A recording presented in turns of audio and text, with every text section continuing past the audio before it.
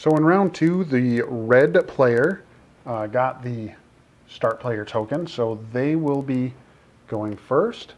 And if we take a look at our turn order track. So again, the first thing that the start player does is he eliminates one of the available options, and he'll probably eliminate, since he has no cards, he wants to keep the high card ones available. He'll probably eliminate this. Then the green player gets to elect where to go and block another area. He would like some more cards to maybe get some companions. So he maybe wants to go there, and then he will eliminate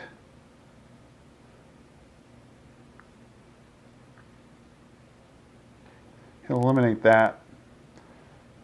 Well, the red player will be going last this round, and he'd like to get a lot of cards and actions. So he'll go there. He'll only get one errand boy. So let's zoom out then, take a look at the big board, and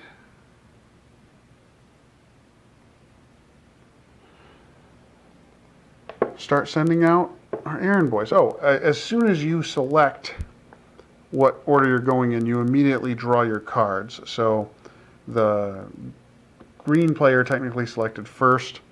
So the two cards he is going to want a companion card, at least one of those, because he's trying to get both a dog and a horse to try to get into his farm. And so his other, maybe he's just going to draw two companion cards face down. Take a look at what he got. Oh, look at that. He got the dog and the horse, just what he was hoping for. Wonderful. And then the red player, he's going to draw 7 cards. So, again, face down without looking at them. He'll draw a property, an event. 1, 2, 3. Probably wants a couple of companions. 4, 5.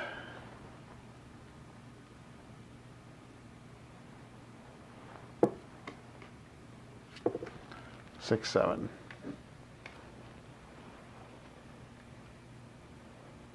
So let's see what he got here. Let's see, he got dinner, a one-time off. The steward, so basically what the stewards do is they allow you to activate one property type once per round without using an action. All the stewards work sort of the same way. He got a farm that he could buy. It'd actually be a good time to buy the farm because of the market has a +3 on the farms right now. He got a chef and a guest and the training ground. Sourier, basically just for an action he can spend $3. Dinner, if he brings his horse, can, okay. So those are his available actions. So green player gets 2 errand boys, and he knows that he has all these companions. He might want to milk his properties for a while. So he's not worried about that. He is going to go over here and he wants to get an old friend. A single errand boy for the red player.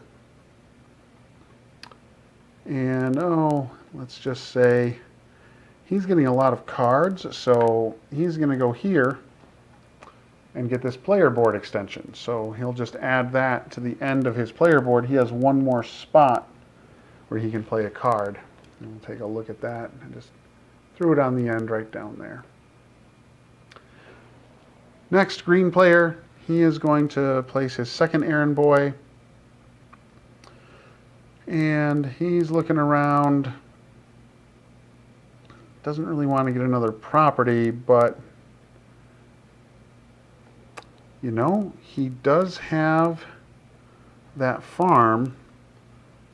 So maybe getting that steward would be helpful, allowing him to activate his farm for free.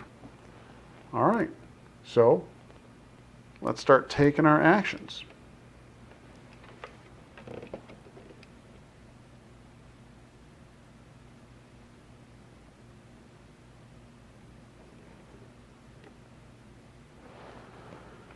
So the green player, based on where he is, he gained 2 actions.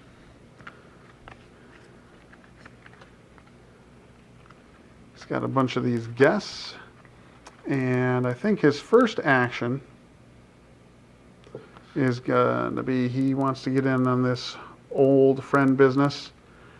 He will then activate the old friend, giving himself an action right back. It's going to cost 2 actions to play the steward, because he has that +1 action card there. And it's actually escaping me right now. If he wants to play these companions, does that cost... Oh, it certainly does. It certainly does cost an action to put these companions into his homes, because there's the little action symbol right there.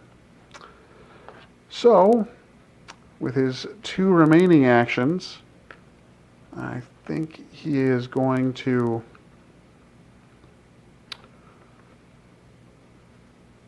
Yeah, you have to, if you add companions to houses, you have to go from the top down. So he cannot put his guest here in the townhouse until he has a chef.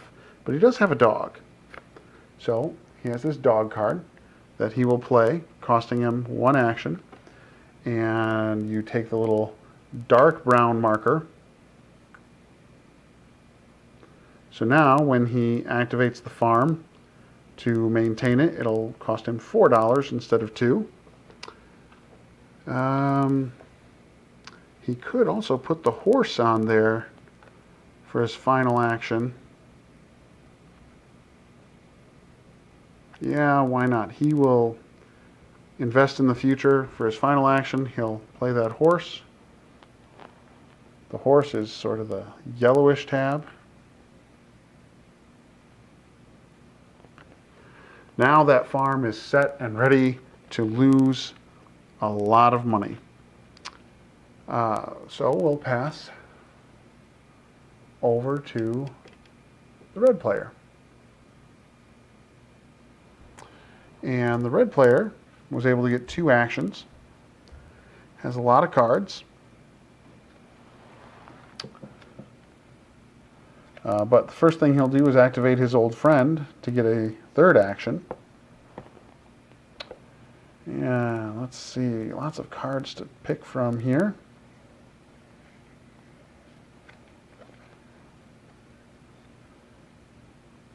Well, I think he'll spend an action to bring his own personal chef to his reservations.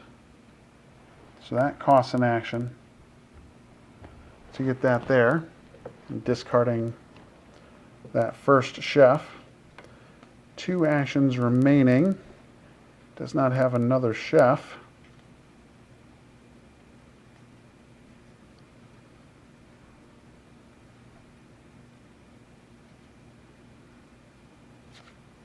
He's thinking about going out to dinner, using an action for the soiree. Training ground doesn't do him a lot of good unless he gets the farm also. So maybe that's what he wants to do. Yeah, so for 1 action, he's going to buy his farm. And you will notice that the farm costs 16. But if we look at the values here, the farm has a +3, so it actually costs 19.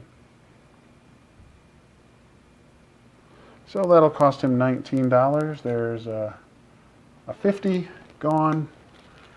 So let's see, he needs 31 back.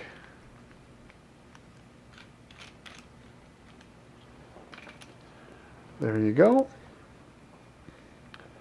So that cost an action. He has one action left.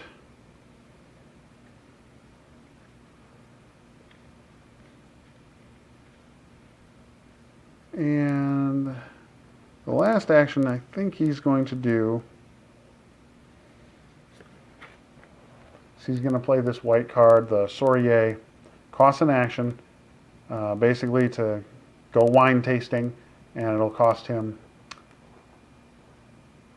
$3 right there.